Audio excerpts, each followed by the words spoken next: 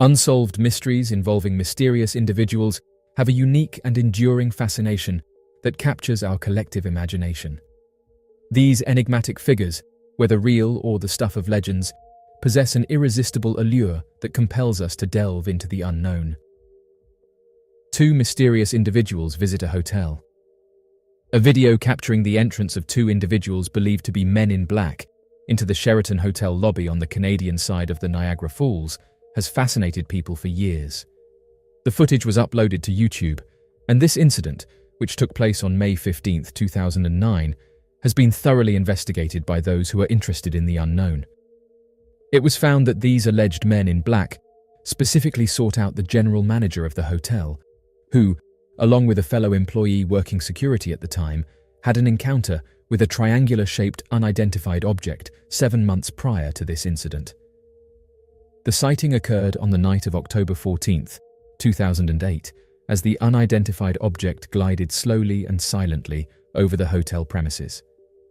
The presence of this surveillance video has stirred great interest and curiosity among UFO enthusiasts and researchers alike.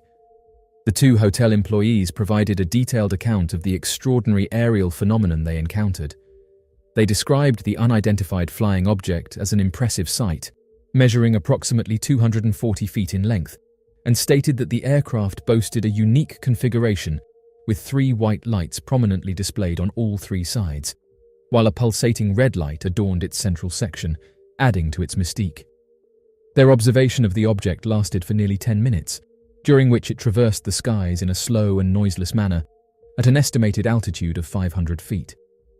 Its flight path extended from over Niagara's majestic Horseshoe Falls toward the direction of their hotel, leaving the witnesses in awe and disbelief. What further captivated their attention was the craft's fascinating behavior. As it gracefully hovered above the water, the object emitted a brilliant beam of shimmering white light. This radiant display was directed downward, seemingly illuminating the surface of the water with a mesmerizing glow. However, as the two individuals continued to observe this extraordinary phenomenon, their astonishment quickly turned to trepidation. About a week later, the hotel manager was alone in the hotel parking lot at 1 a.m. when he noticed another black triangle flying in the same direction but at a much higher altitude. Approximately 7 months following the occurrence of the two aforementioned sightings, a rather unsettling incident took place on May 15th. It involved the hotel staff, who found themselves at the center of an eerie encounter.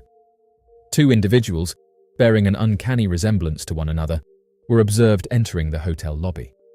These men were attired in matching black trench coats and hats, which only added to the mystique of the situation.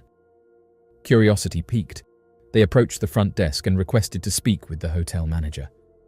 Upon encountering the hotel's bellman, the two individuals, who were described as having an unusually distinctive appearance, were informed by the bellman that the manager was absent for the day. Although the bellman perceived a sense of disbelief from the two men, they proceeded to explore various areas of the hotel in search of the manager.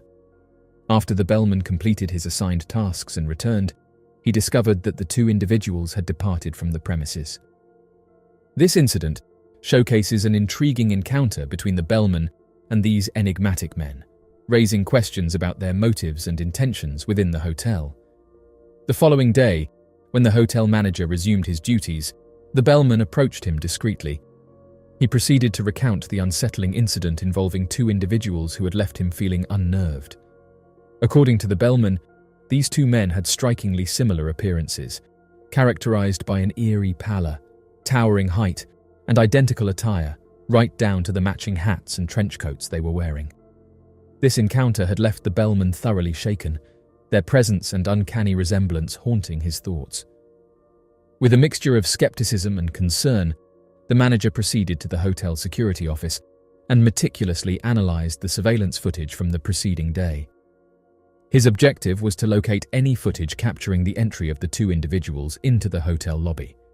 Taking a comprehensive approach, the manager delved into the details of the surveillance tapes, carefully examining each frame to ascertain the precise time in which the two individuals entered the hotel.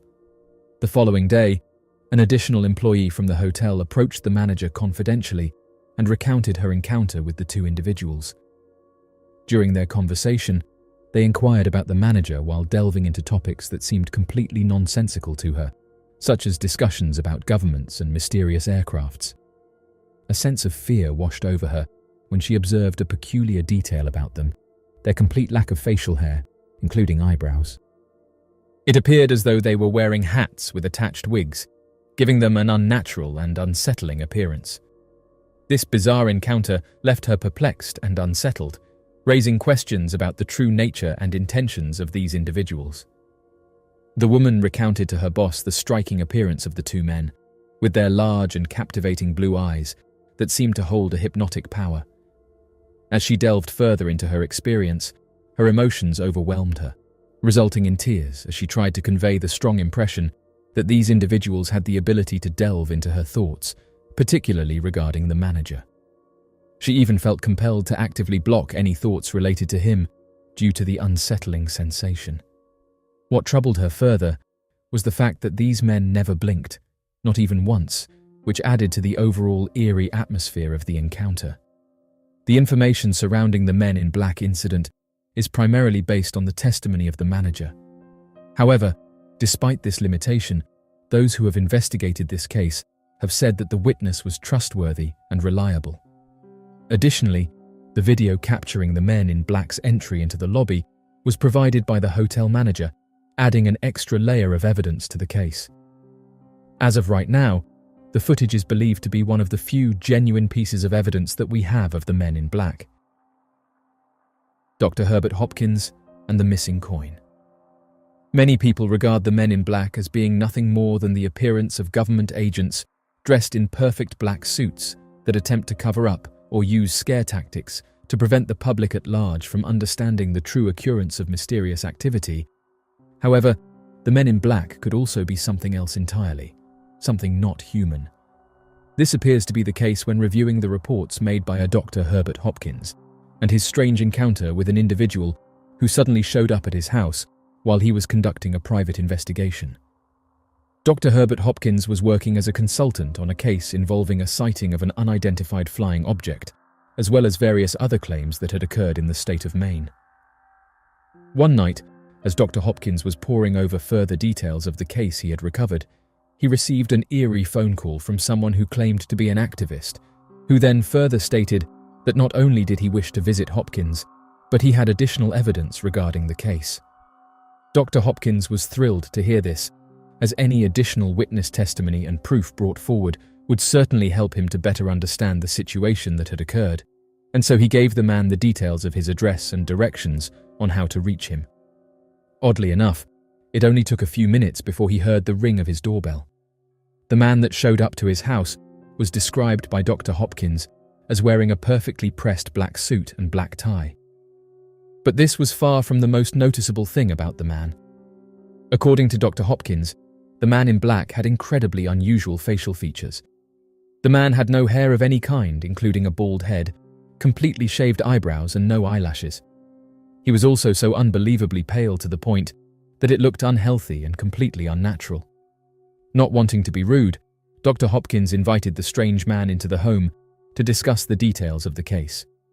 When the strange man entered, Dr. Hopkins' dog began barking at the man erratically and demonstrated incredible uneasiness around him. The only thing out of the man's mouth were direct questions being asked about the details of the case, involving information that no one other than the current investigators were made aware of. After Dr. Hopkins answered his questions and told the man everything he had learned about the case, the conversation became a whole lot weirder. The Man in Black told Dr. Herbert Hopkins that there were 2 coins in his pocket and for the doctor to make sure he was correct. When the doctor checked his pockets, he found 2 coins and immediately became disturbed by this. The Man in Black then instructed the doctor to remove one of the coins in his pockets and to hold it in his hand. As the coin sat in the palm of the doctor's hands, he began to see what he described as the coin taking on a silvery appearance and then appeared as if it was going out of focus. After a few more seconds, the coin disappeared completely and was nowhere to be seen. The Man in Black then explained to Hopkins that the coin will never be seen on this plane again, implying that perhaps it's in a different plane of existence altogether. The Man in Black then asked the doctor if he was aware of the case of Barney Hill. For those that are not aware of Barney Hill, he was a famous collaborator in the unidentified object community, with interesting experiences and witness accounts. He and his wife worked tirelessly to develop the legitimate study of advanced life before his untimely passing that was already shrouded in mystery. The man in black then told Dr. Hopkins that the reason Barney had passed away was due to them using the same tactic as they did with the coin on Barney's hand. The man in black clarified by saying, "Just like you no longer have a coin, Barney didn't have a heart." The man in black then told Dr. Hopkins to destroy any material he had related to the UFO case and to no longer participate in any further study. Extremely disturbed by this event, Dr. Hopkins immediately burned all the files he had relative to the case. Dan Aykroyd's mysterious encounter. Most notably known for his comedic movies and popular celebrity entourage, Dan Aykroyd began work on a paranormal TV show that worked to ask experts for their opinions, consult on investigations, and treat the world of the paranormal as a legitimate field of study. According to Mr. Aykroyd, during one of his filming shoots, he stepped outside to take a private call without anyone listening in. As he was standing outside taking the call, he noticed a black Ford parked across the street and a strange, tall man that stepped out of the car. This strange man then began staring at Mr. Aykroyd angrily. After feeling a little awkward, Mr. Aykroyd turned away for a moment before looking back and noticing the car and the strange, tall man had completely vanished. After he finished his phone call and returned to the shoot, he was immediately told by the producers that the show had been cancelled and he was ordered to stop filming immediately. Though many people doubt his claims, to this day, Dan Aykroyd swears by what he saw and believes the cancelling of his show to be connected with these strange men in black. The mysterious disappearance of Ronald Ohm in the enigmatic Cascades. Over 250,000 individuals are reported missing every year, with estimates of actual missing persons cases that are left unreported, pushing that total to more than an expected 300,000 cases annually. With that many reports, it is no wonder that a vast majority of these cases are left unsolved. However, every now and then there are a series of missing cases that emerge that are so peculiar they become the subject of impossible to explain theories. Known as the Missing 411, there appears to be a substantial number of missing persons cases relating to the disappearances of individuals from national parks. Reported among the awe-inspiring landscape of the Cascades, experienced outdoorsman Ronald Ohm and his bizarre disappearance near Russell Lake in the Mount Jefferson Wilderness area has left investigators and the public perplexed. Ronald, an experienced hiker and photographer, went missing while exploring the rugged terrain of this scenic region. Despite extensive search efforts, including the deployment of helicopters and planes, no trace of Ronald or his belongings was ever found. The Cascades, a majestic mountain range stretching through Oregon and Washington, is renowned for its stunning natural beauty and challenging terrain. Mount Jefferson, standing proudly at 10,497 feet, serves as the centerpiece of the Mount Jefferson Wilderness area. Situated approximately 20 miles north of the Three Sisters Wilderness, this rugged expanse of wilderness offers adventurers a captivating experience. With its high-altitude setting, exposed boulders, and numerous lakes, including the enigmatic Russell Lake, the area presents both breathtaking vistas and potential hazards. The absence of dense vegetation above the timberline reveals a landscape that can be unforgiving, yet its allure draws hikers, photographers, and nature enthusiasts seeking solitude and serenity. Accompanied by two of his close friends from the Portland area, Ronald Ohm embarked on a hiking expedition in the Mount Jefferson Wilderness and had planned to stay in the area for only a few days. Armed with his tent, sleeping bag, photography equipment, and supplies, Ronald's intention was to capture the beauty of the region through his lens and then return home before the end of the week. Unfortunately for Ronald and his friends, strategy would strike halfway through their expedition in the area. On the day of his disappearance, Ronald's friends decided to hike down to Russell Lake and set up camp, while Ohm opted to stay on a ridge above the lake to take more photographs, separating his two closest friends while he stayed on the ridge alone throughout the night. As darkness fell, Ronald's friends had grown worried as to where Ohm had gone, as he was expected to have returned to their camp before nightfall. and when Ronald failed to rejoin his friends at the lake, the friends took his absence as a sign that something far more nefarious had occurred. Concerned, his companions initiated a small search, retracing their path from the ridge and back down while calling out to Ronald, but were unable to locate him. The following day, the United States Forest Service and the Marion County Sheriff's Department were alerted, prompting a formal search operation. The search for Ronald Ohm involved a collaborative effort between the Marion County Sheriff's Department, the United States Forest Service, and additional support from the Oregon National Guard and Civil Air Patrol. Helicopters and planes were deployed, scouring the rugged landscape in an attempt to locate Ronald from the air. Meanwhile, over 200 ground searchers meticulously combed the area, employing a grid pattern to cover vast stretches of land. Despite their exhaustive efforts, no trace of Ronald or any of his belongings, including his equipment, backpack, hat, camera, or sleeping bag, was found. Ronald Ohm's vanishing near Russell Lake adds to the disturbing pattern of disappearances in the Cascades. Curiously, there have been reports of individuals going missing in this particular corridor during the summer months of 2012. Notably, the last two cases involved individuals over 50 years old who disappeared within a 25-mile radius of each other while venturing alone in the wilderness. This uncanny similarity raises questions about the circumstances surrounding these events and the potential underlying factors at play. The unexplained disappearances in the Cascades have sparked numerous theories and speculations. Some have questioned whether the volcanic nature of the region, with its active and inactive volcanoes, could have any connection to these vanishing cases. Others have pondered the role of the rugged landscape, characterized by boulders, rocks, and exposed granite, which features prominently in the vicinity where people have gone missing. Drawing comparisons with folklore from other regions, such as Iceland, where large rocks and boulders are believed to hold mystical significance, adds an intriguing layer to the discussion.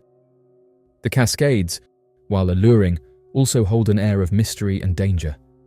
As David Paulides, an investigator of missing persons cases, emphasizes, these disappearances cannot be attributed to mere coincidence.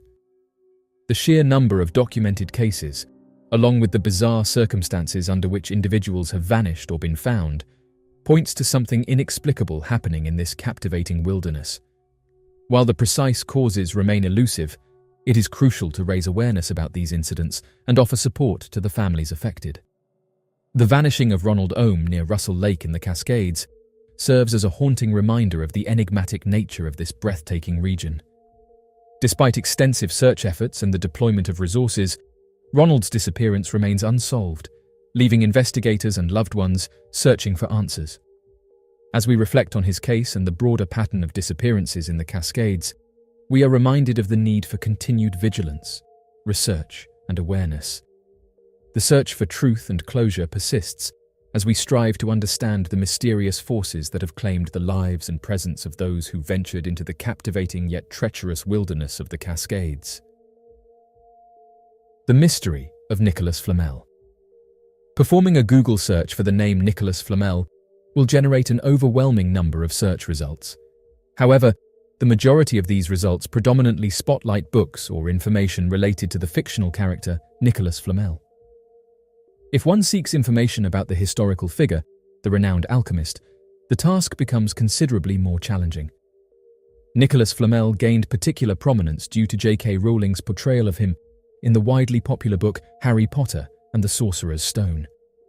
In this narrative, Flamel is portrayed as the creator of the mythical Philosopher's Stone, capable of producing the elixir of life and transforming base metals into gold.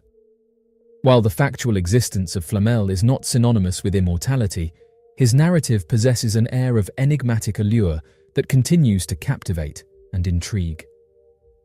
Nicholas Flamel, born in 1330 in the vicinity of Paris, France, remains an enigmatic figure when it comes to his early years. However, as he reached adulthood, Flamel found work as a bookseller and formed a union with Perenelle, a widow slightly older than himself. Evidence suggests that Flamel's success as a bookseller manifested through generous donations to the Holy Innocents Cemetery and the presentation of a valuable manuscript to the royal court. Moreover, Flamel gained wide recognition for his mastery in the realm of alchemy.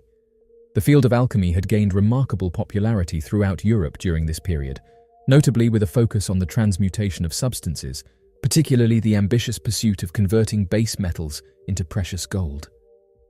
Delving deeper into Flamel's life, his involvement as an alchemist extended beyond mere fascination. He passionately engaged in the study and practice of alchemical principles, seeking to unlock the mysteries of transmutation.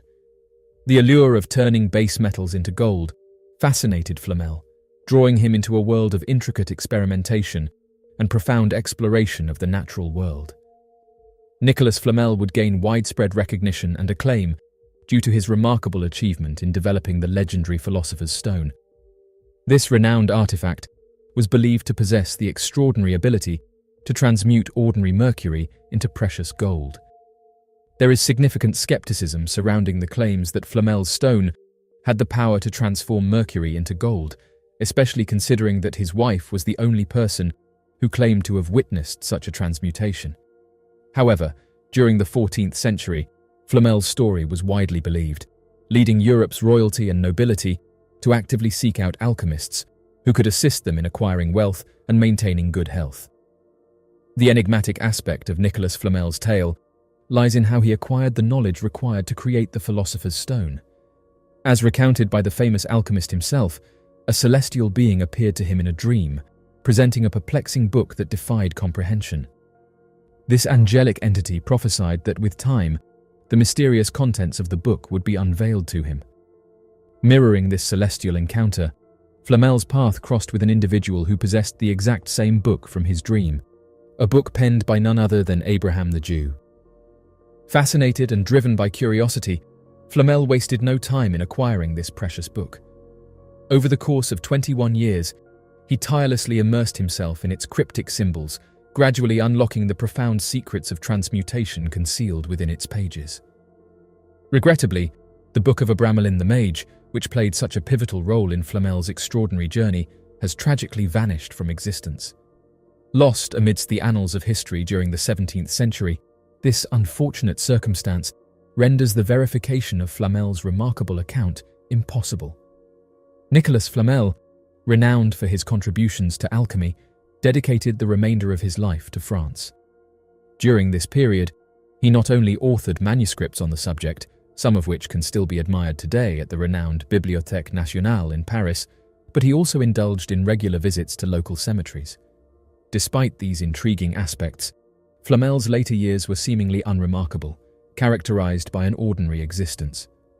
Eventually, at the age of 80, he succumbed to the natural course of life and found his final resting place at the Church of Saint-Jacques-la-Boucherie. Nevertheless, Flamel's legacy endured beyond his mortality. Although there is no concrete evidence from his own lifetime that suggests he had discovered the elixir of life, by the 17th century, the tale surrounding him had acquired grandeur. It became widely believed that Flamel had achieved immortality, fueled in part by the testimonies of would-be thieves who audaciously trespassed into his tomb with the hope of discovering the fabled Philosopher's Stone, rumoured to be interred alongside its creator. However, their hopes were dashed when these intruders, upon opening Flamel's coffin, were greeted with an astounding revelation. No physical remains were found within. This unexpected circumstance further perpetuated the notion that Flamel had indeed achieved everlasting life, thereby adding another layer to the enigmatic saga of this alchemical figure. And thus, the legend surrounding Nicholas Flamel continued to grow and captivate the imagination of many. In present times, a significant number of individuals perceive Flamel as a mere fictional character, but there exists undeniable evidence that he did, in fact, exist. A deep dive into the French archives would unveil his marriage certificate to Perenelle, records documenting the gifts he bestowed upon others, and copies of his meticulously crafted manuscripts. These artifacts serve as a testament to the life of an ordinary man, albeit one fortunate enough to possess the ability to read and write during the 14th century in France. The Pollock twins.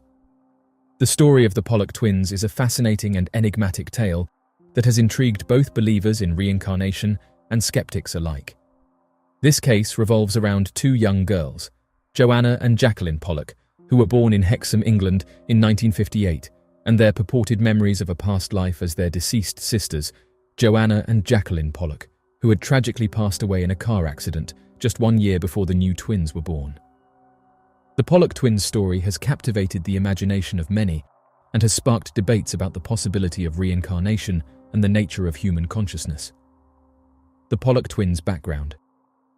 To fully appreciate the complexity of this case, it is essential to understand the background. The original Joanna and Jacqueline Pollock were born in 1946 and 1947 respectively. Tragically, their lives were cut short when they were involved in a car accident on May 5, 1957, at the ages of 11 and 6, along with a family friend, Anthony Layden. Just 1 year later, on October 4, 1958, their mother, Florence Pollock, gave birth to twins, Gillian and Jennifer Pollock, who would soon become the center of a paranormal mystery. The story of the Pollock twins' reincarnation memories began when they were around 3 years old. Both Gillian and Jennifer started displaying strange behavior and making statements that perplexed their parents. They claimed to remember the accident that took the lives of their older sisters, Joanna and Jacqueline, despite never having been told about it by their parents. Their alleged memories included details about the car crash, the color of the car, and the presence of a man in the car with them, which corresponded with the actual circumstances of the accident. Florence Pollock and her husband, John Pollock, initially dismissed these claims as mere childhood fantasies. However, the girls' insistence on their past lives became increasingly detailed and accurate. They could even recall the layout of their previous home and the toys they had played with, which had never been described to them. Dr. Ian Stevenson's investigation. The case of the Pollock twins caught the attention of Dr. Ian Stevenson, a respected psychiatrist and researcher in the field of reincarnation studies. Stevenson had dedicated his career to investigating cases of children who claimed to remember past lives, and he saw the Pollock twins case as a unique opportunity to study the phenomenon. In 1963, he traveled to Hexham to interview the Pollock family and conduct an extensive investigation. Dr. Stevenson's research yielded several remarkable findings. He documented over 100 specific and accurate statements made by Gillian and Jennifer about their alleged past lives, many of which were later confirmed to be true. For instance, the girls accurately described the layout of the house where their deceased sisters had lived, the location of the bedrooms, and even details about the family's pet dog. They also displayed behaviors and preferences that were consistent with those of their deceased sisters, such as having the same favorite foods and showing a fondness for the same toys. While Dr. Stevenson's research seemed to support the idea of reincarnation, skeptics offered alternative explanations for the Pollock twins' memories. One argument was that the girls had overheard conversations about the accident and their deceased sisters, either from their parents or other family members, which could have influenced their beliefs and memories. However, the Pollock parents vehemently denied ever discussing the accident in front of the twins, and there was no evidence to suggest otherwise. Another skeptical explanation focused on the possibility of the twins having had access to photographs or other personal items belonging to their deceased sisters. Critics argued that this exposure could have led the girls to form vivid memories of their past lives.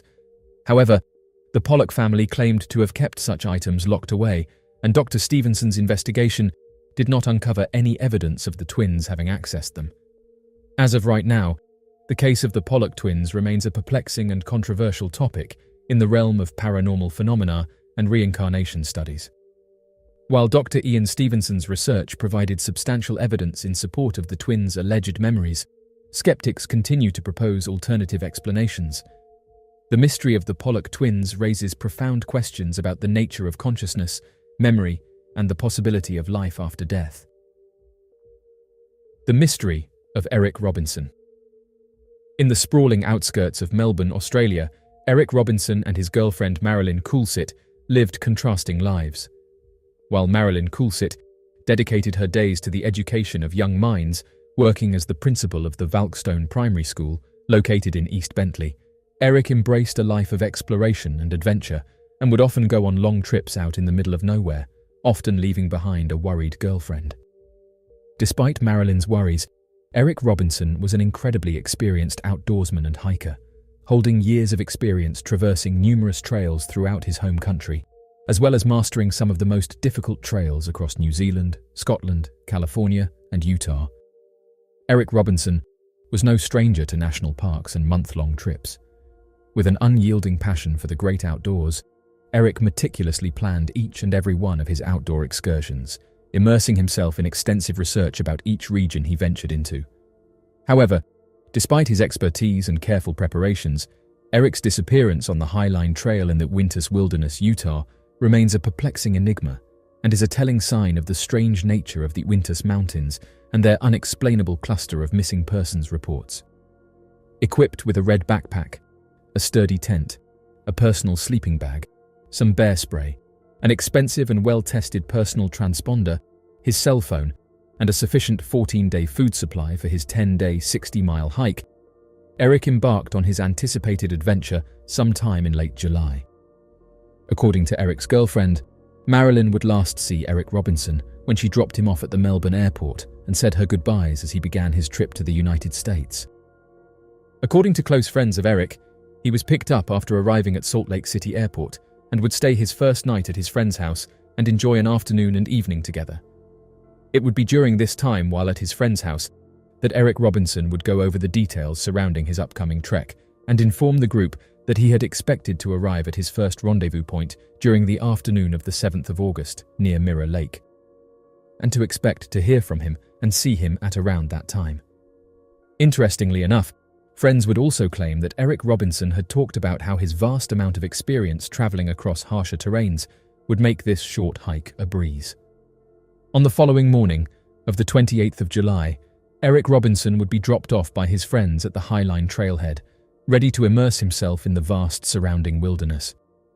According to his friends, Eric was last seen in high spirits and had done one last preliminary check of his supplies to ensure that everything was in good quality and sufficient for his trip.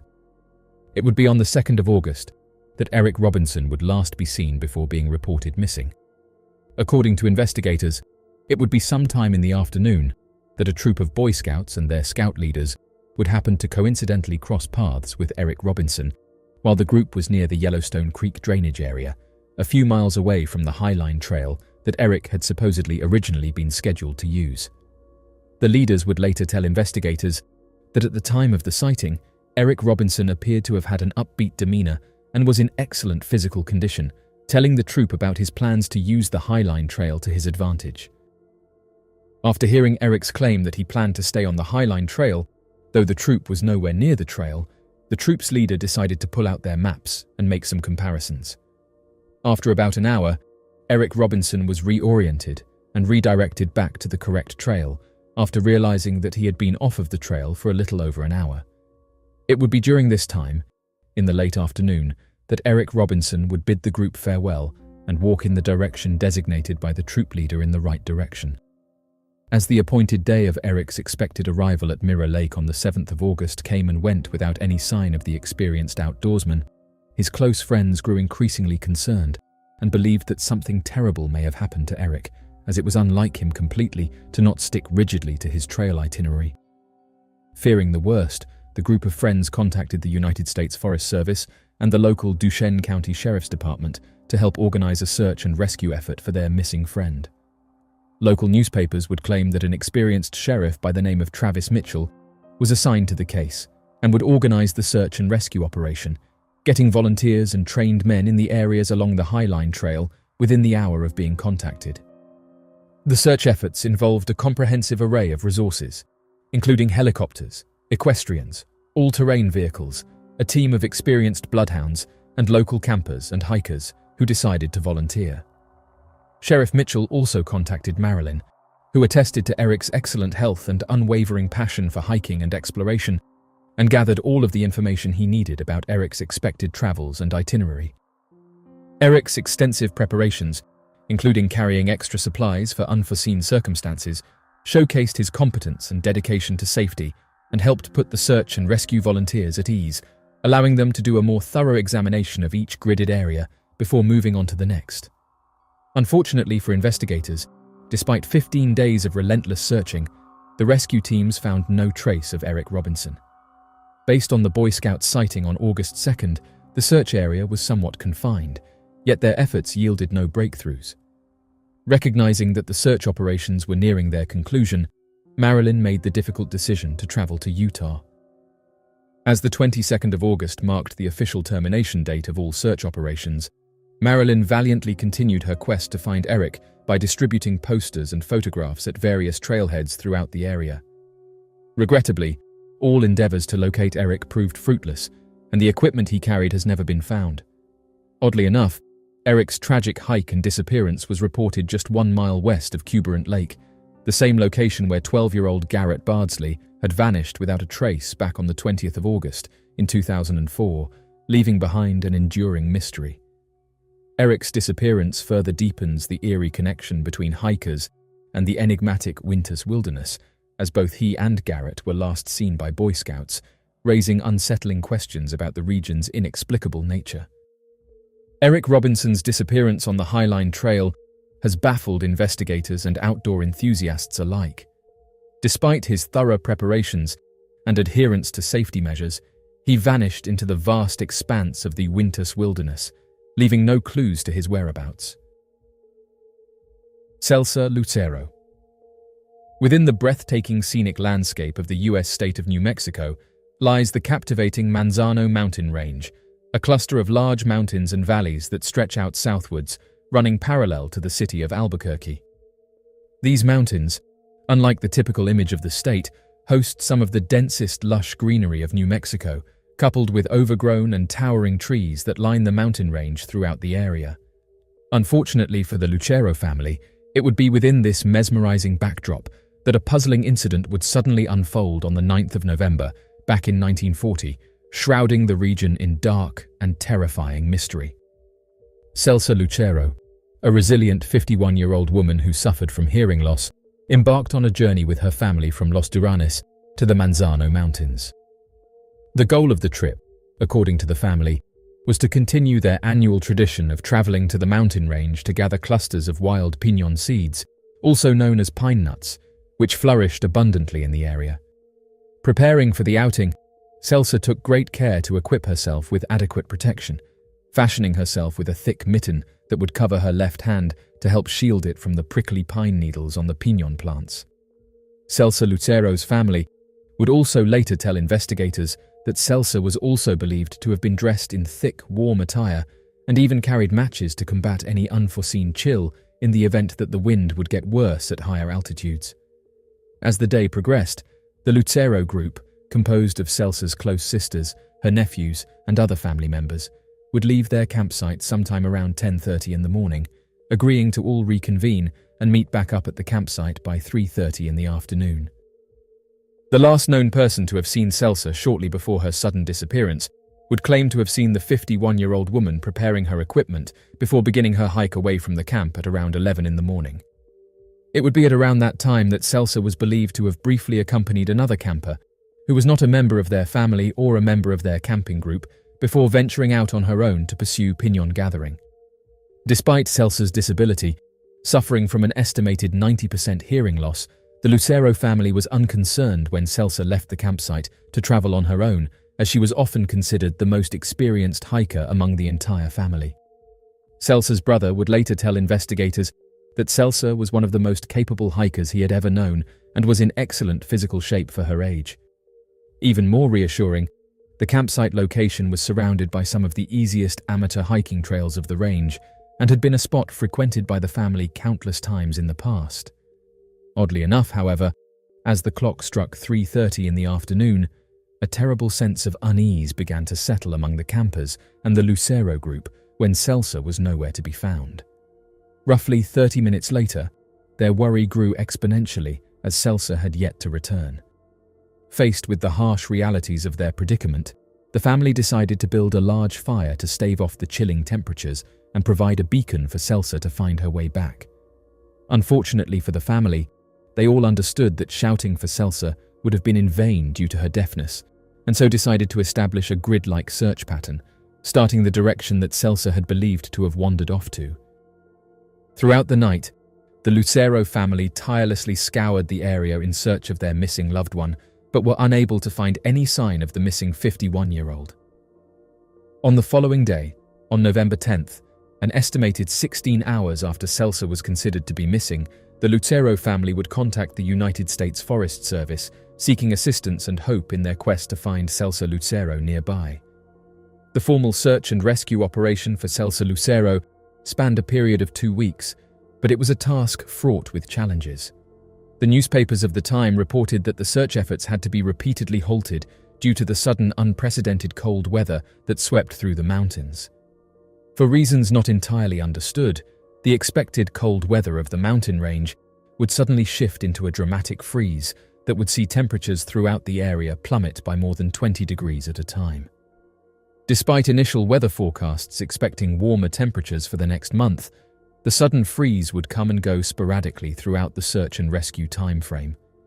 Despite Celsa's warm clothing and possession of matches, teams of pilots across several different aircraft, trained search and rescue horsemen, a group of volunteer hikers, and even an experienced team of bloodhounds were unable to find any sign of the missing 51-year-old woman. According to search and rescue volunteers and missing person investigators, more than 20 miles radiating out from where Celsa was last seen had been thoroughly checked, and then checked again, but there seemed to be no indication where Celsa had disappeared off to. Even more peculiar, despite having several different sources of Celsa's scent to track, the K9 team was unable to pick up any trail of Celsa after following several hundred feet from the campsite. Among the searchers, one person stood out, a man by the name of Elsia Lucero, Celsa Lucero's devoted brother. Even after others had given up hope, Elsia continued to search for Celsa, determined to find his beloved sister.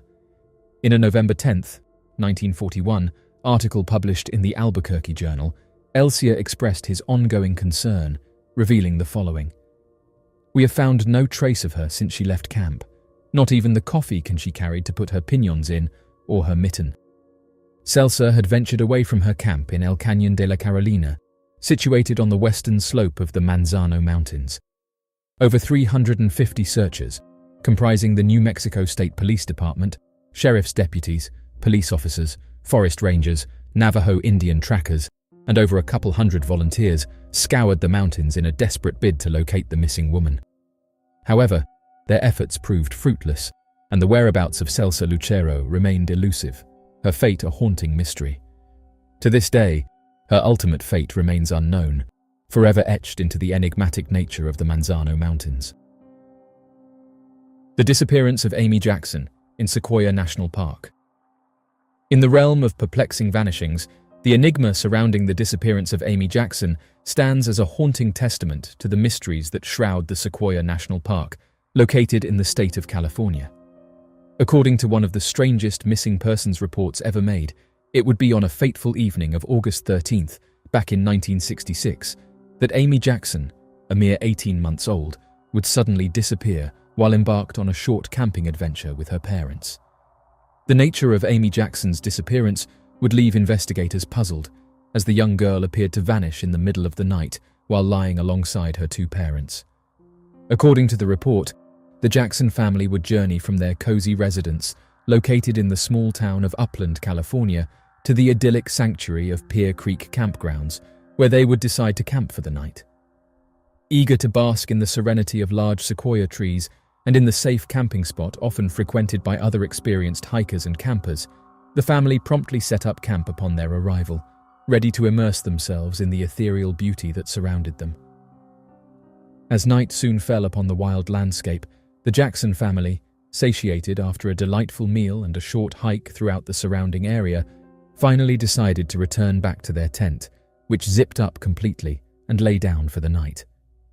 According to Amy's parents, all three were sleeping inside the enclosed tent, with Amy sleeping in the middle of both of her parents when they last saw their 18-month-old daughter. Oddly enough, in the middle of the night, Mrs. Jackson would wake up to find that Amy Jackson was nowhere to be found, with the tent zipper still closed and no sign of Amy ever having woken up or walking away from their campsite. Panicked at the sight of their missing daughter, Mr. and Mrs. Jackson would immediately reach out to the national park officials to begin a search for their missing 18-month-old daughter.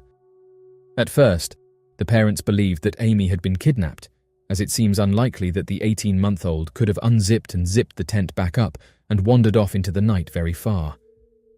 Despite this suspicion, however, The National Park Police swiftly mobilized their forces and established a search and rescue operation within an hour of being notified of the girl's disappearance, unleashing a formidable arsenal of bloodhounds and aerial support in a relentless quest to locate the missing toddler.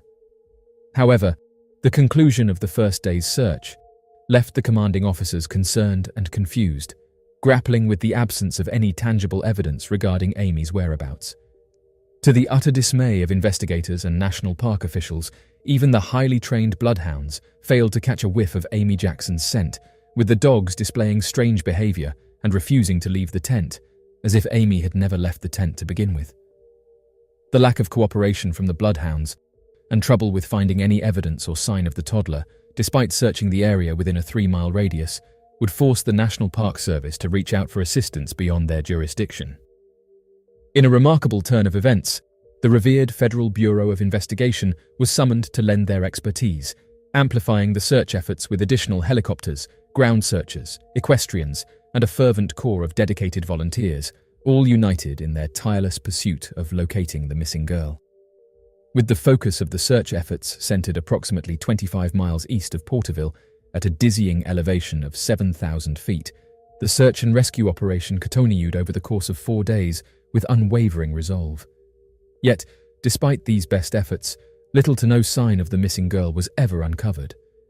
Although tragic for the Jackson family, investigators felt that the gravity of the situation prompted a response from the FBI to investigate the Jackson parents, with the Tulare County Sheriff's Department claiming that the account of events told by the parents seemed not only implausible but completely impossible, suspecting instead that foul play on the part of the parents had taken place. By the 3rd day of the search, the collective might of nearly 400 searchers, meticulously scouring every inch of the campsite and its surrounding environs, fervently hoping for a trace of the 18-month-old girl, was unable to make any new major discoveries.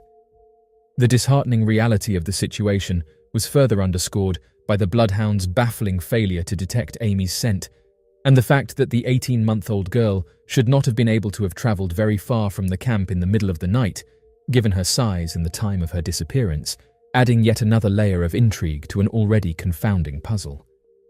However, on the 4th day of the relentless search, a tragic resolution soon emerged as the Kern County Special Rescue Team made a chilling discovery.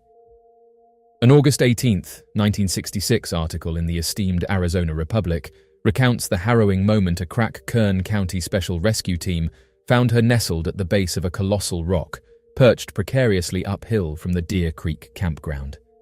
This account vividly illustrates why the Kern County Sheriff felt compelled to involve the FBI, grappling with the nightmarish scenario of how she vanished from a tent, defying logical explanation while evading the search efforts of both humans and hounds.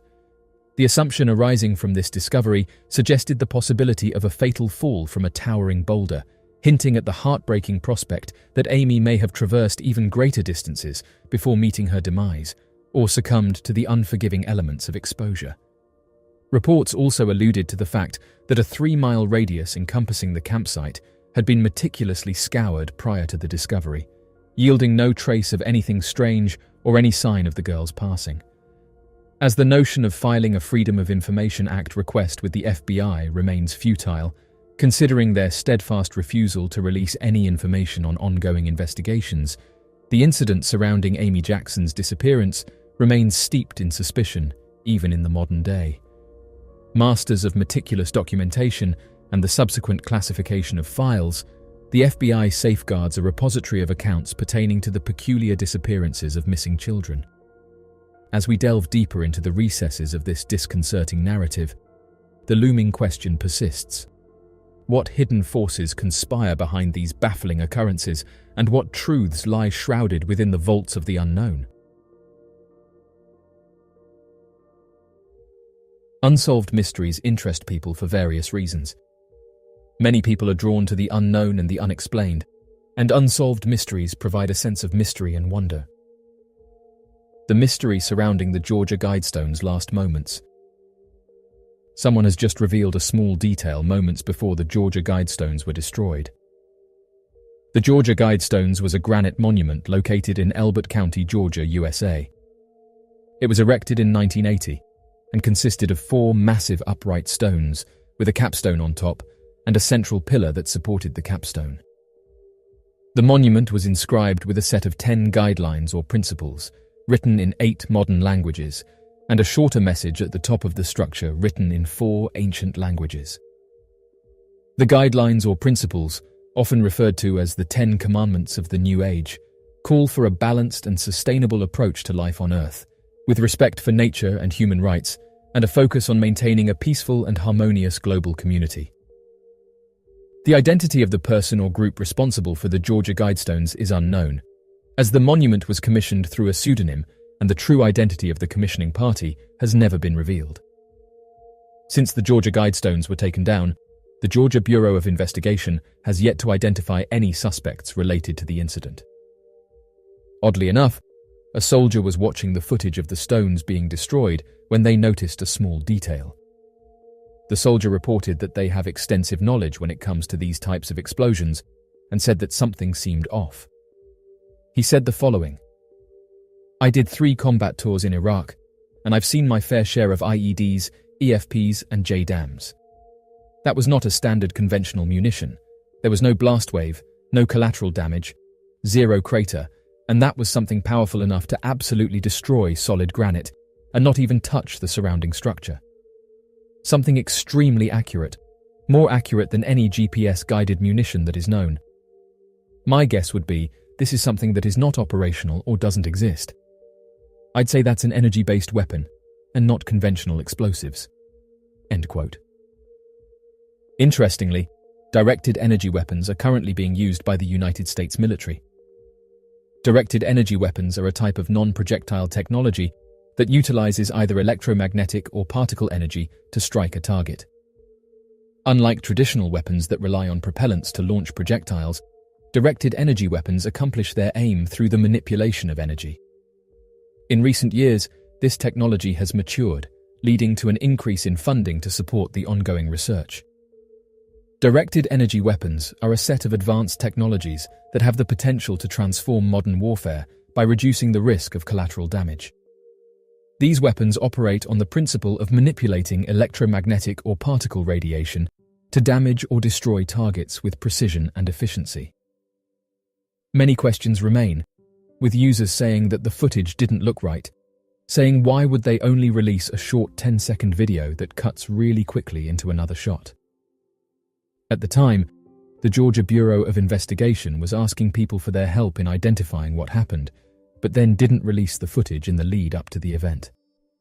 This has led to some confusion, with many users echoing the same comments, asking why they would release only a small section of the footage, with others saying that officials clearly have cameras in the area, and so questioned why they wouldn't just rewind it and show the public what happened moments before.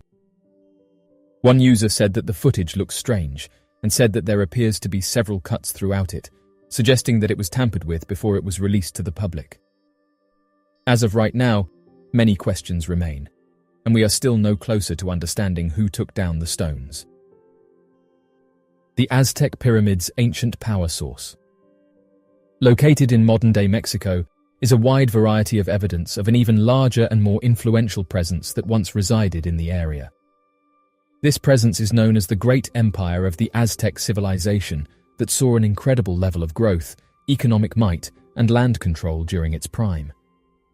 Interestingly enough, despite many of the modern-day citizens of Mexico descending from this ancient culture, there is still a lot we don't know about the ancient civilization and its strange ways.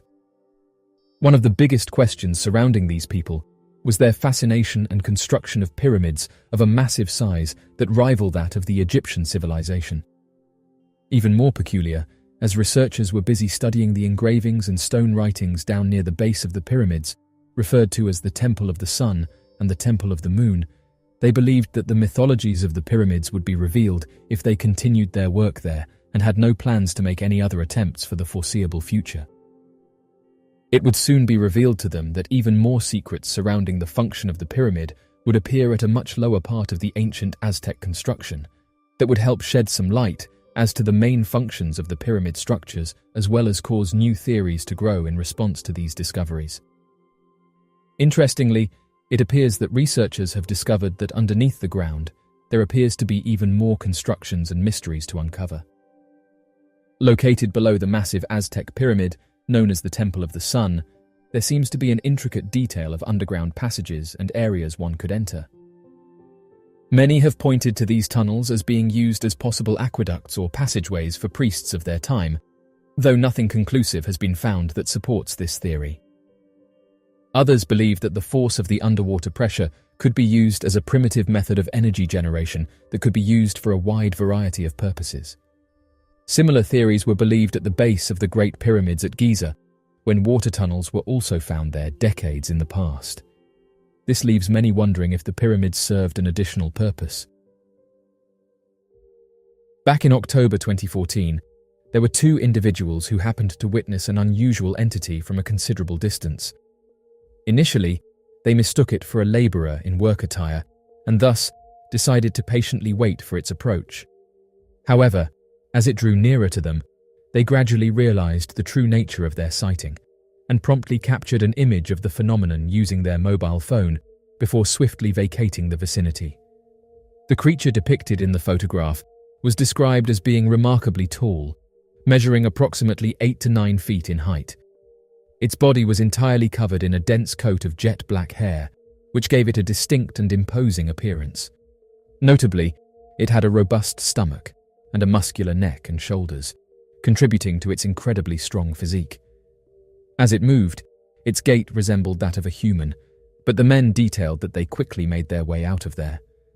The men said that sightings like this are not uncommon, and detailed that these tall humanoid creatures have been encountered across Australia for hundreds of years. Australia, renowned for its unique wildlife and rugged landscapes, is also home to a lesser-known inhabitant of its vast outback, the Yowie. This creature is a cryptid, a mysterious and elusive creature that has been the subject of countless reports and legends. The legend of this mysterious beast has deep historical roots in Aboriginal Australian folklore, and Indigenous communities across the continent have long passed down oral traditions and stories about mysterious, hairy hominid creatures that roam the wilderness. These creatures, known by various names in different Aboriginal languages, are often depicted as reclusive, powerful beings that command respect. The creature's existence in Aboriginal mythology reflects its enduring presence in Australian culture, and it is not merely a recent invention, but a figure deeply woven into the tapestry of the continent's storytelling tradition. Reports of encounters in modern times have fueled the fascination with this cryptid, and witnesses from diverse backgrounds, including farmers, hikers, and campers, have claimed to have seen or encountered the creature in the Australian bush. These encounters typically describe a tall, ape-like creature covered in hair, with distinctive human-like features.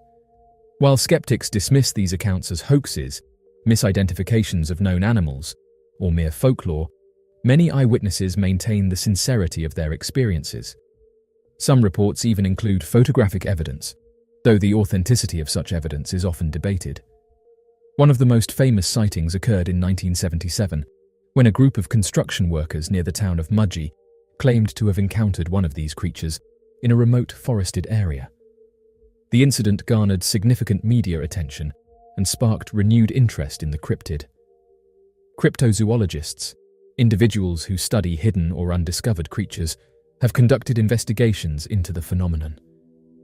These researchers employ various techniques, including fieldwork, witness interviews, and the analysis of physical evidence, in an attempt to shed light on the existence of this cryptid.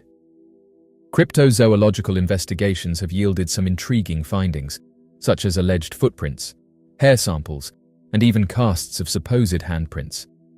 Ancient Aboriginal myths credit the creature as being beasts from the time before man, and that it was the original inhabitants of the Australian continent, but were completely driven out of their native lands by men that came there to settle. Interestingly enough, this could very well be possible evidence of the Homo sapiens driving out Neanderthals, a species similar to that of humans, and were believed to share an ancient common ancestor, but later went extinct roughly 35,000 years ago under mysterious causes. Going down the rabbit hole leads to further startling theories surrounding their existence. From Australian government officials covering up further evidence, to Yowies being involved in many of the extraterrestrial and unidentified flying object sightings all around Australia. There are even subgroups of the community that defend the idea that the creature might be an alien species visiting the Earth, and that the Bigfoot monsters and variations could all be this extraterrestrial species.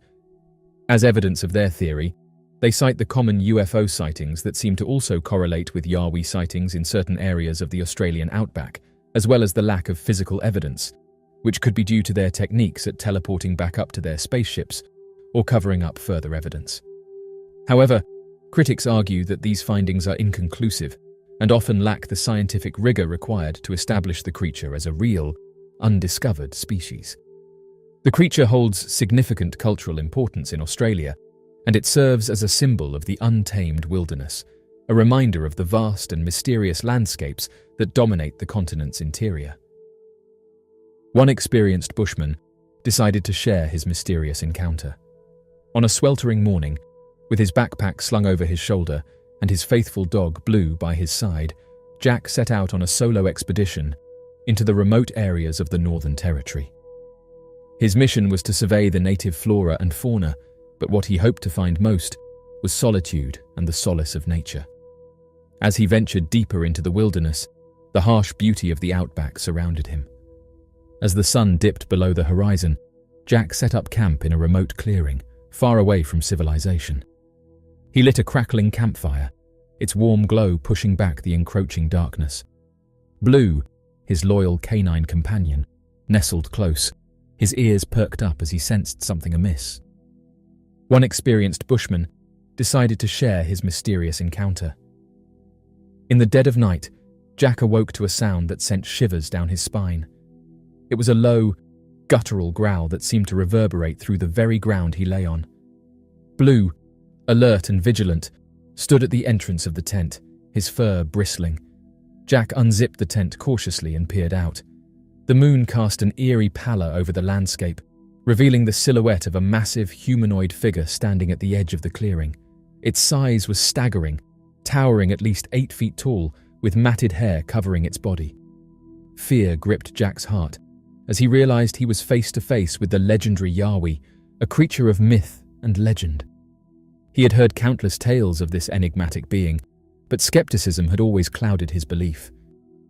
Now, in the dead of night, with the creature's piercing yellow eyes fixed on him, doubt faded into undeniable reality. His dog cowered, and luckily for Jack, the creature didn't stick around. Jack watched as the creature's massive form disappeared into the vast expanse of the Australian outback. He knew that this encounter would be etched into his memory forever, a testament to the enduring mysteries of the natural world and the unexpected connections that could be forged between man and myth. The indigenous peoples of Australia have long held beliefs in beings resembling what we now call Yowies. These legends are deeply rooted in Aboriginal oral traditions, passed down from generation to generation. The creature is often described as a large, hairy, humanoid creature that inhabits the dense forests and rugged terrains of Australia. One of the most notable Yowie-like beings in Aboriginal folklore is the Quinkin, or Quinkan, of the Yolngu people of Arnhem Land in the Northern Territory. The Quinkin is portrayed as a malevolent spirit or creature, sometimes tall and hairy, and is said to lurk in caves and dense vegetation.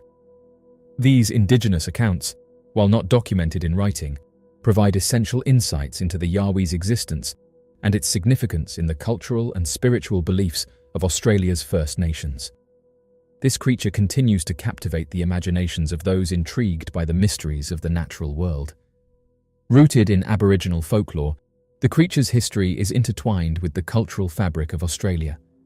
While skepticism and scientific scrutiny persist, the creature serves as a testament to humanity's fascination with the unknown and the unexplained. Whether viewed as a creature of legend or a potential discovery waiting to be made, the Yowie embodies the enduring human spirit of curiosity and wonder, encouraging us to explore the mysteries that still exist in the vast and untamed wilderness of our world. A Navajo Park Ranger is responsible for protecting and preserving natural and cultural resources in Navajo Nation parks. Some of the specific duties and responsibilities of a Navajo Park Ranger may include patrolling and monitoring park areas to ensure the safety of visitors, park resources, and wildlife. Provide interpretive services, including educating visitors about the park's cultural and natural resources and history. Maintain and repair park facilities, including trails, picnic areas, and campsites. Interestingly, in recent years, officers have reported seeing strange things in the Navajo reservation of the American Southwest. This location is known for mysterious and legendary stories, and although many officers don't like to talk about their encounters, some have come forward in recent years and shared some of the things that they've witnessed. This location is known for mysterious and legendary stories, and although many officers don't like to talk about their encounters, some have come forward in recent years and shared some of the things that they've witnessed. Located southeast of Ballard, Utah, is a property that has become synonymous in the coming years as being a gateway into another world, being filled with impossible-to-explain occurrences and supernatural encounters. The property has been given the nickname of the Skinwalker Ranch, given the sheer number of encounters over the past few years that seem to only be growing in oddity. Interestingly, the entire area surrounding Utah and the Navajo Nation has allegedly been home to mysterious creatures, with farmers and landowners coming forward with their stories that detail encountering creatures that seem to have the ability to defy all logic, which in turn has caused them to be pushed out of their homes in fear that something might happen to them. One of the issues is that when police officers report these types of encounters, they are usually mocked by the general public. However, the police in Navajo Nation have a different view on things, and they take these sightings and encounters seriously, and will try to look into and understand each report, noting that eyewitnesses are certain that they are seeing something strange, with the officers saying that legends are deeply rooted in the region's history and should be taken seriously. The Navajo Nation Police Department have said that they encourage people to come forward with their encounters and say that each person's encounter will be taken seriously. One Navajo ranger detailed reports of strange dog-like creatures that have been encountered throughout the region and noted that they have the ability to run at extremely fast speeds, going on to say that they closely match the appearance of a humanoid dog. One Navajo ranger opened up about some of the things that they've witnessed while being on duty and said that on one occasion while driving through Crown Point, he could see a mysterious creature chasing his car. He said that he slowed down in order to get a better look at what it was, thinking that it may have been an animal that was injured. However, he quickly realized that he was driving at 30 miles per hour and noted that this creature was able to keep up with him. The ranger said that when he looked in his rearview mirror, he could see that this creature looked like a giant dog, saying that it ran to the passenger's side and bumped the car. At this point, he pulled to the right so he could get a better look at it, and the only way he could describe it was that it looked like a giant wolf. After this, he said he pulled to the side and then slammed his foot on the brake, which caused the creature to run in front of his car, at which point he then switched on the full beams in order to get a better look at it. After the creature was lit up with the headlights, the ranger estimated that the creature must have been around 6 feet in length. The ranger ended his story by saying that the creature only stayed within the full beams for a matter of seconds before it quickly ran off.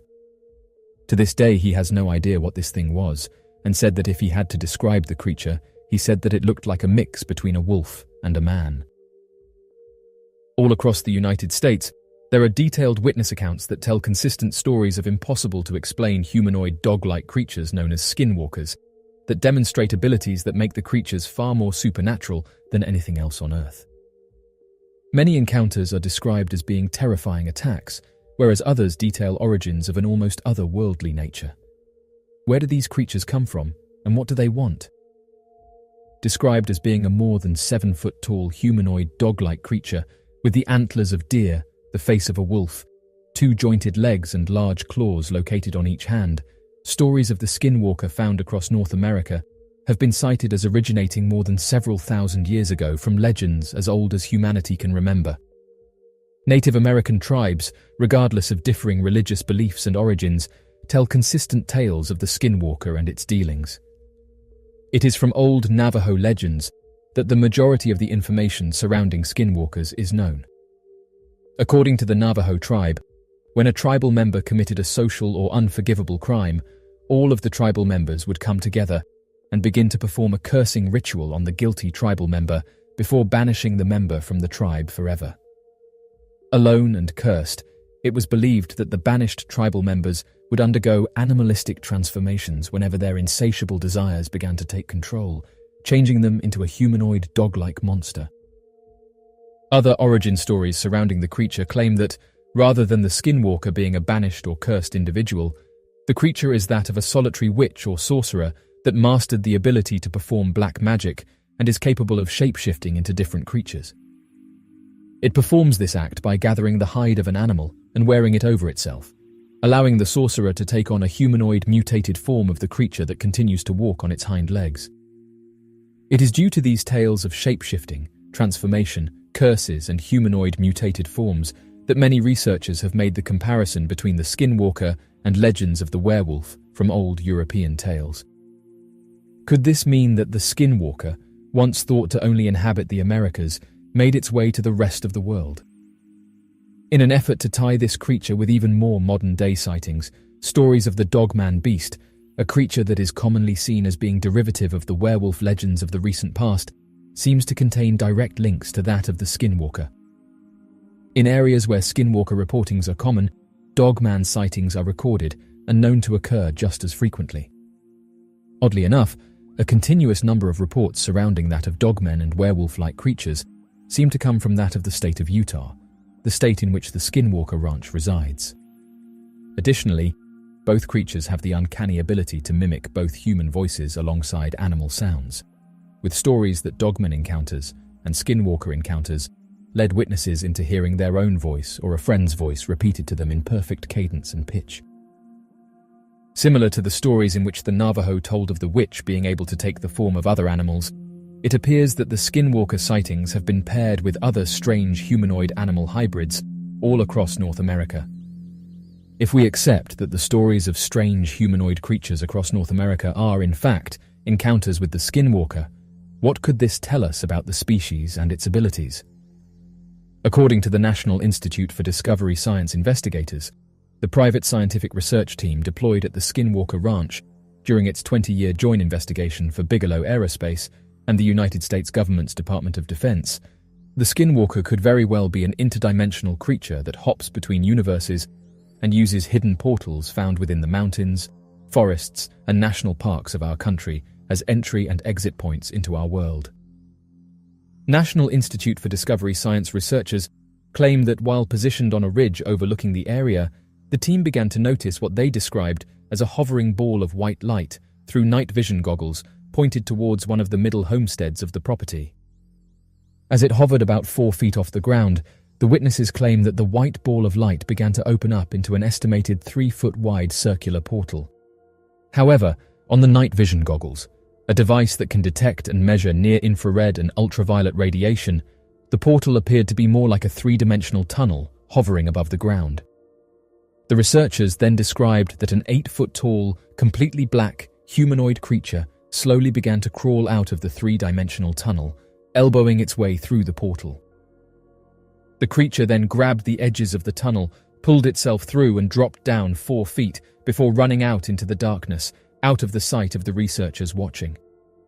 Shortly thereafter, the portal began to close in on itself, forming a bright white ball of light before fading in intensity and disappearing entirely. Taking into account this strange sighting and encounter witnessed by the investigators, could this mean that the Skinwalker creature is in fact an interdimensional species that continues to invade our world via the use of self-creating wormholes? If wormholes could in fact be created by the creatures, Einstein had once theorized that due to the nature of the universe as a fabric of space and time, a wormhole could theoretically do more than just connect 2 points of space in a universe and could also connect 2 points in time. According to the reports, there appears to be a substantial amount of evidence for strange connections between the distant past and present across the Skinwalker Ranch. One such story is told surrounding a massive wolf that had been spotted on the Skinwalker Ranch property. The first weekend that the Gorman family inhabited the property, they noticed what they believed to have been a large canine roaming their property nearby their cattle pen. According to the father and eldest son, the canine displayed no signs of aggression whatsoever and was merely sniffing the ground and slowly walking along the open field before approaching the nearby cattle pen where the Gorman family was standing. Most likely, a little curious as to the creature, a cow approached the large wolf-like canine from behind the fence. Almost in an immediate switch in personality, the wolf reached into the fence with its jaws and clamped onto the face of the cow, trying to pull it through the fence while growling. In an attempt to save their cattle, the eldest son of the Gorman family, Terry Gorman, along with his father, ran up to the wolf-like canine creature and began beating it with large sticks to scare it away, a common tactic used against coyotes, foxes and wolves trying to get their jaws on livestock prey. However, as the two men began beating the wolf, the creature never flinched and seemed to have been unaffected by the strikes, continuing to clamp down on the muzzle of the cow. Fearing for his cattle, the father of the Gorman family told his son to go into the house and grab a revolver so that he could take out the wolf. When the son came back out, the father immediately took aim at the wolf and fired 4 times, noting that he did this from increasingly close range starting from only a few feet away. On the 4th shot, the wolf released the calf, but demonstrated no signs of pain and had no visible wounds or bleeding, and began staring at the 2 men in the pen with a curious look. In fear for their life, the son ran inside and grabbed a rifle for his father, who then let off another round into the creature at about 20 feet, but noticed there wasn't even a slight recoil from the animal, and that it didn't let out any yelps of pain. As the father continued to fire, the wolf slowly began walking away down the field. The father and son immediately began chasing the wolf to make sure it would be brought down before it could hurt anyone else, and found its tracks crossing the field and towards a small creek. However, as they continued following the creature's tracks, they found that the footprints suddenly disappeared with no sign of it having left the muddy area it walked into. When the researchers later questioned the 2 men as to the species of the wolf or canine, providing a number of different pictures of local wildlife, the Gorman family pointed at one specific picture, claiming that the creature in the image was exactly what they saw with 100% certainty.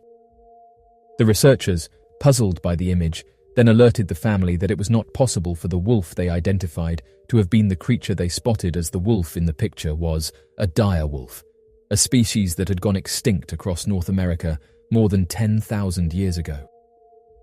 Could this sighting with a dire wolf be evidence that portals even to the distant past are connected with the Skinwalker Ranch?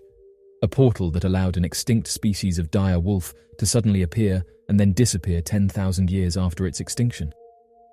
Until more information can be gathered, the portal theory surrounding the origins of the strange happenings on the Skinwalker Ranch remains only a theory. A worker for the Washington State Department of Transportation noticed something moving on one of their cameras.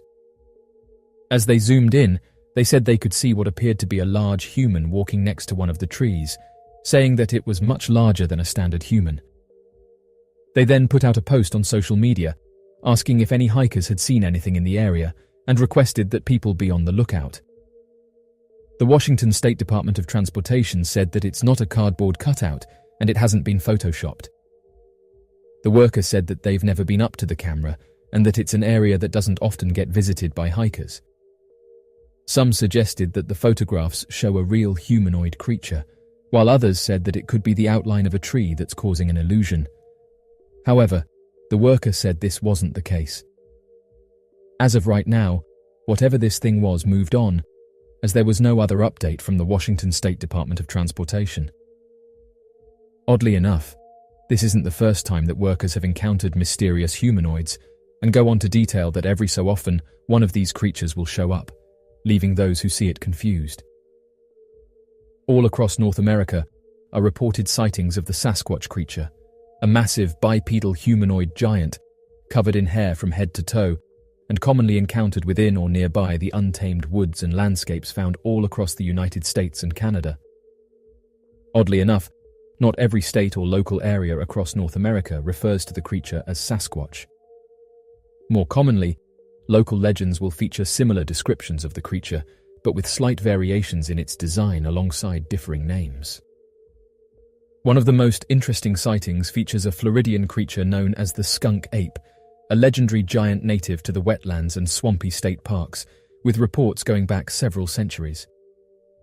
Located on the border of the state of Florida and Georgia is a 438-acre swampland that stretches across the state borders and houses a wide variety of undiscovered animal and insect species.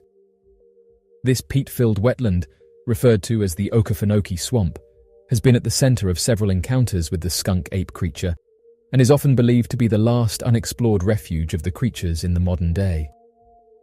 Even more interesting, the name Okefenokee is a native Creek Indian word that roughly translates to mean the land of the trembling earth and seems to reference a massive creature that's known for shaking the earth as it walks.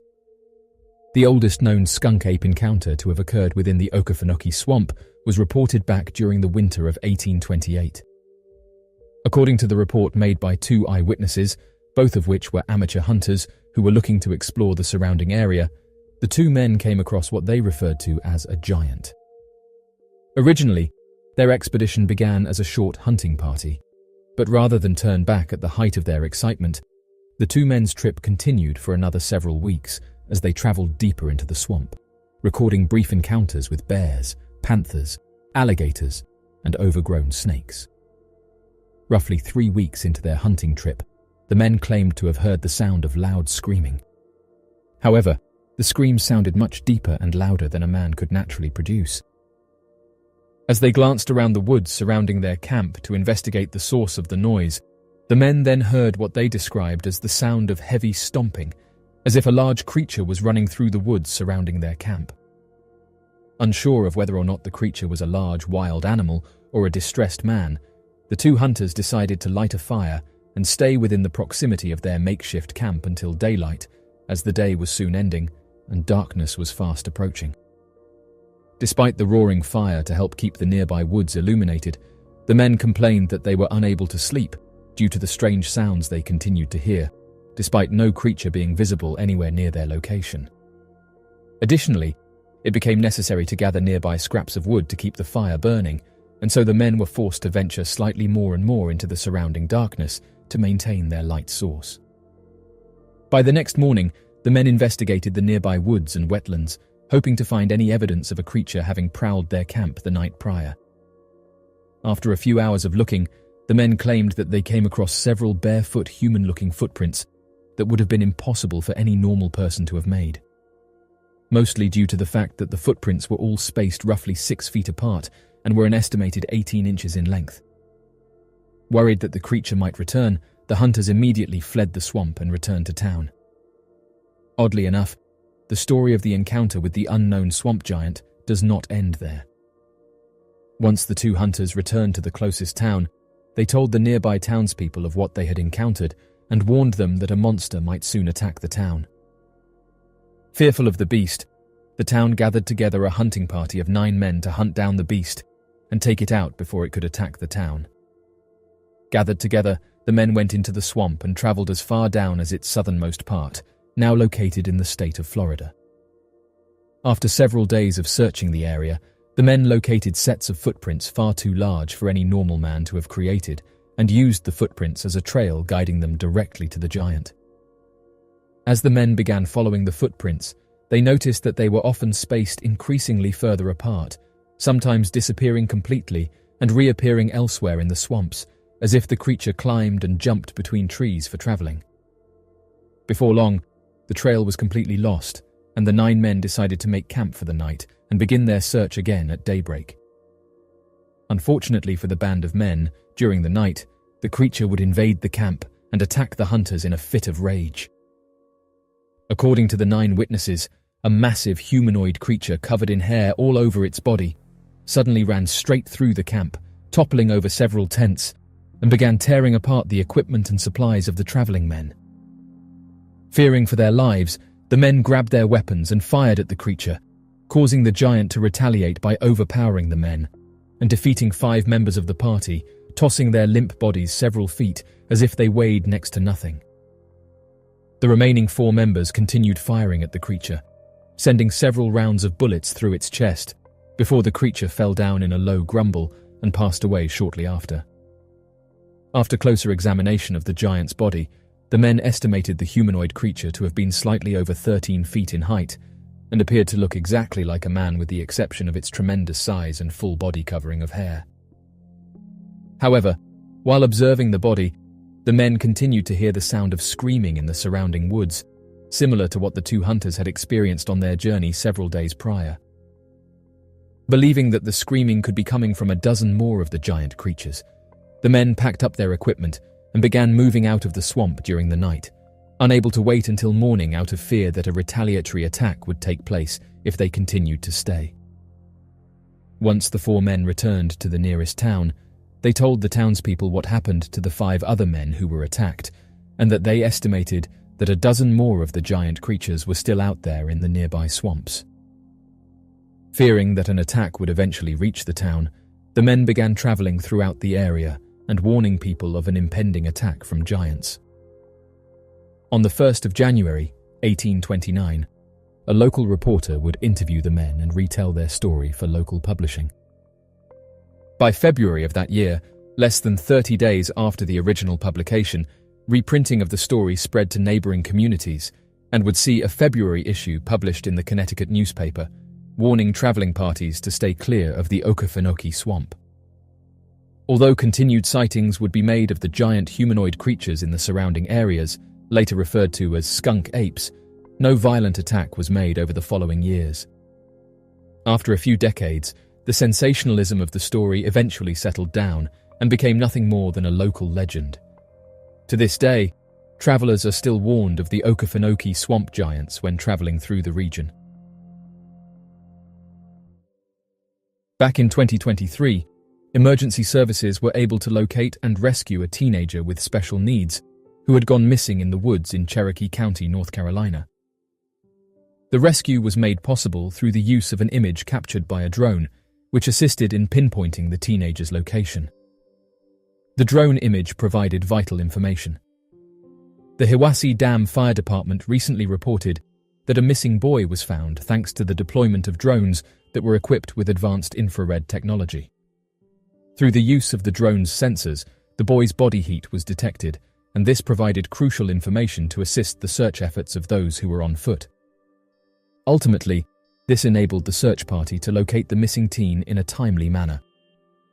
After analyzing the data collected by one of its drones, the department reported that a heat signature was detected, which upon further zooming appeared to be a human body lying in the fetal position. This discovery has raised concerns about the safety and security of the area, and the authorities are investigating the incident. The department reported that after detecting the heat signature of the missing individual with a Hamilton County drone, GPS coordinates were marked, and rescue personnel were dispatched to the location. The rescue team successfully saved the boy, and he was reunited with his family. This highlights the importance of using advanced technology. According to Chad McNabb, who is the chief of Hiwassee Dam Fire Department, the use of drone cameras during a rescue mission was crucial in locating a missing boy within a short period of time. This new technology proved to be very effective in reducing the amount of manpower required for the mission. By using the drone cameras, the rescue team was able to locate the boy quickly and efficiently. This helped to minimize the time and resources needed. McNabb mentioned that in the absence of drone cameras, emergency services would have had to conduct grid searches by deploying a large number of people to search the woods, and then wait for someone to accidentally come across the missing individual. This would have been a time-consuming and risky task, since the chances of finding the missing person would have been uncertain. The Hiwassee Dam Fire Department said the following: "Words cannot express how we feel right now. After a long ground search, the young man was found in good shape. Thanks to all of our members. Over a year ago, Hiwassee Dam FD joined the Tri-State Mutual Aid Association, which is based around the Chattanooga metro area. Tonight is the first time we have called on them. They dispatched Hamilton County Emergency Management with their drones. They responded from Chattanooga and immediately started flying. Their 2 drones and West Polk's drone flew grid patterns for 2 hours. One of the Hamilton County drones picked up a heat signature. Once he was able to zoom, the signature appeared to be someone lying in the fetal position. He was able to mark the GPS coordinates and lead ground searchers to the missing juvenile. He was then carried out of the woods and turned over to Cherokee County EMS medics for evaluation. Thank you to all who responded." Once again, training and great relationships with mutual aid partners led to a successful mission. On another note, if you view these pictures, we live in a beautiful part of the country. The first picture is the drone image of the person. Thermal drone finds missing woman in seconds. While we have already seen that drones are able to find and locate people, this next case shows just how impressive this technology can be, with a missing woman being located in just a matter of seconds. In November 2021, a woman in the UK was missing. It was dark, cold, and raining, a terrifying situation for anybody. According to the Nottinghamshire police, the problem was soon on its way to being solved. There were welfare concerns for the woman, with her having been reported missing and only having a rough idea of a location where she might have been: the Belvoir Castle region. Time was of the essence. Nottinghamshire police explained how searching traditionally on foot could have taken hours to begin to locate her, though a drone was able to find her within a matter of seconds following takeoff, thanks to the use of its thermal imaging camera. 2 officers were then immediately sent to help the woman, rushing towards her within mere seconds. She had been found by the edge of a field, and fortunately she did not seem to have any serious injuries, though was treated by paramedics. In total darkness, a team of officers were able to find a vulnerable woman on a cold, wet night in a large space and safely find her. Usually, the drone team within this police department is deployed to try and search for criminal offenders, help to collect evidence, and search for missing people. The range of uses for drones to help in crime and law are vast and wide. The drone that found the lost hiking family in Florida. Perhaps, rightfully so, traveling, hiking, or engaging in any activity with family can often give us a sense of safety. It can give us the sense that even if something goes wrong, there are people around us that can help out and bring us to safety. However, that feeling quickly faded for a family of hikers in Florida when they realized that they were entirely unprepared to continue their hike within the large confines of an almost 2,000 square mile nature preserve. Their leisurely hike in the area turned into a frightening situation, and it was only with the help of a drone that they were found and returned to safety and water. The family had set out into the Blackwater Creek Preserve with the aim to hike and spend some time in nature before they swiftly got lost. The Blackwater Creek Preserve is a conservation area in northeast Hillsborough County, very close to Plant City. The nature reserve offers about 6 miles of hiking ground, with lots of sunny, grassy trails winding through the vast trees and pine flatwoods overlooking the creek. As it turned out, the family might not have been lost. Desiree Rodriguez stated that they were dehydrated and had 4 little girls with us on our first time in this place, and that due to the large perimeters of the preserve that they had not expected, an outpouring of support for rescue services and relief for the family's safety was shown in response to the Facebook post. In any case, a drone was sent out after them and found them quickly enough, with the aircraft successfully assisting the deputies and dispatchers find the family's exact location. An 11-minute-long video capturing the footage of this rescue shows the family waiting under the shade of a very large tree. This footage was shared by the Hillsborough County Sheriff's Office, which oversaw the rescue of the family. It also shows a truck making its way toward them to pick them up and take them back to safety. Regardless of whether they were lost or simply unprepared for the hike, it was a relief that the drones were able to locate them. The drone that found a missing man in the marshes. When a person is already quite old and frail, the thought of getting lost in a large area is frightening and even oftentimes dangerous. A man by the name of Peter Pugh, who was 75 years old, disappeared during an evening out with friends and family as the large group was walking together. Mr. Pugh, the chairman of a publishing company called Icon Books and an author of more than 50 books, had been out on a walk at around 5 in the afternoon when he was accidentally separated from the rest of the group. A huge team of people consisting of about 50 individuals set out in search of him, but it was not until a drone was involved that the man was found. The Norfolk Police, assisted by HM Coast Guard, RNLI Hunstanton and RNLI Wells Lifeboat and Norfolk, Lowland and Search Service started their searches from late that afternoon, and this went on throughout the night all the way until the next day, on June 17, 2018. At about 2:30 the next day, 20 hours later, a drone owned by the Norfolk Police and controlled by Sergeant Danny Leach finally discovered Mr. Pugh stuck in a dense bed of reeds and marshland. Having found him there, the sergeant was able to then guide a team of searchers from the HM Coast Guard and Norfolk Fire and Rescue to Mr. Pugh. The team was then able to rescue him, pulling him from the deep and muddy creeks and consequently providing him with first aid until the Coast Guard sent a rescue helicopter to winch him out. He was taken to Queen Elizabeth Hospital in Kings Lynn, where he was treated for hypothermia. After spending an entire night in the marshes, it could have turned out a lot worse. Mr. Pugh, while recovering from his stay in hospital, told reporters that he didn't remember anything from that night. He thanks all the rescuers and stated that he was so fortunate to have been found when he was. His wife also added that he was doing much better, sleeping a bunch, and was recovering from slashes from reeds at his knees. She described his injuries as looking like raw meat, but stated that her husband was a tough old bird and would be just fine. Sergeant Alex Butcher, who was involved in the rescue and helped to coordinate the search operation, confirmed that it would have been nearly impossible to find Mr. Pugh as quickly as they had without the drone.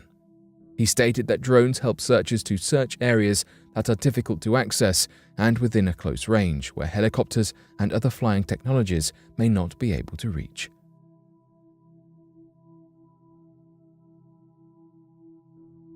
But what do you make of these recent discoveries? Be sure to let us know your thoughts in the comment section below and help us grow this community while working to solve these unexplained mysteries.